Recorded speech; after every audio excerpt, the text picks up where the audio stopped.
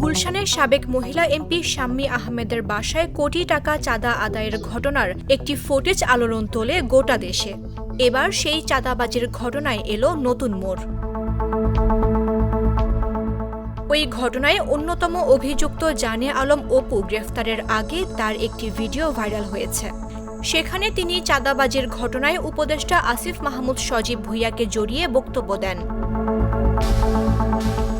গেল ১৩ আগস্ট রাতে জানে আলম অপুর করা একটি ভিডিওতে ভিন্ন মাত্রা পায় চাঁদাবাজির ঘটনা, যা সামাজিক মাধ্যমে এরই মধ্যে ভাইরাল।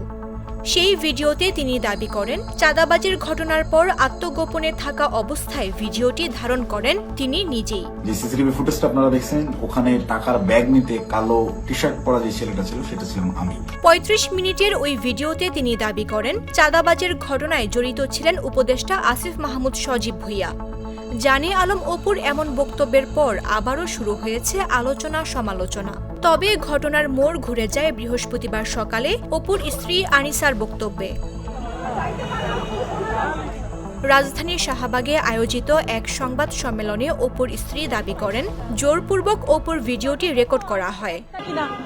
এটা পুরাটাই একটা প্ল্যান ছিল, পূর্ব প্ল্যান, যে এই সমন্বয়ক অথবা আপনার এই এনসিপির নেতাদেরকে দাবায় রাখার জন্য একটা নির্দিষ্ট দল ওদের পিছনে লেগে আছে। কারণ ওদেরকে ইউজ করে অনেক বড় একটা স্বার্থ সিদ্ধি করতে পারে অনেকগুলা দল। প্রত্যেকটা দলই তাদের এগেনস্টে কথাবার্তা লিখে তাদেরকে দাবায়া কিন্তু তাদের স্বার্থ হাসিল করতে পারে। এদিকে চাঁদা আদায়ের ঘটনায় জানে আলম অপুর দেয়া বক্তব্য সম্পূর্ণ রাজনৈতিক উদ্দেশ্য প্রণোদিত বলে মন্তব্য করেছেন যুব ও ক্রীড়া মন্ত্রণালয়ের উপদেষ্টা আসিফ মাহমুদ সজীব ভুঁইয়া। অপুর সঙ্গে তার কোনো ধরনের সম্পৃক্ততা নেই উল্লেখ করে আসিফ মাহমুদ বলেন, এই সাক্ষাৎকার একজন রাজনৈতিক নেতার বাসায় একজনকে জোরপূর্বক নেওয়া হয়েছে বলে যে অভিযোগ উঠেছে, এটা অত্যন্ত গুরুতর একটা অভিযোগ। যেহেতু এখনও তদন্ত চলছে, এটা নিয়ে মন্তব্য করা উচিত নয় বলেও মন্তব্য করেন তিনি। তবে এ ঘটনায় তার নাম সুনির্দিষ্টভাবে আসায় অবাক হয়েছেন বলেও জানান উপদেষ্টা।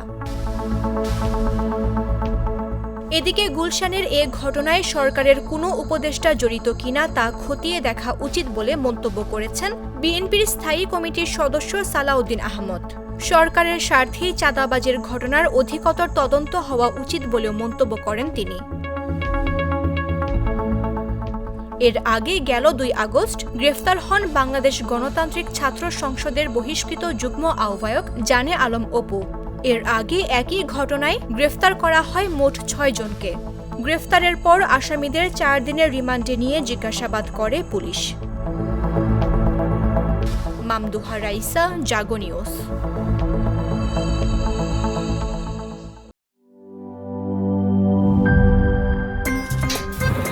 আমার একটা স্মার্ট সিদ্ধান্তে 25% গ্যাসের খরচ কমেছে। ভাবছেন কিভাবে?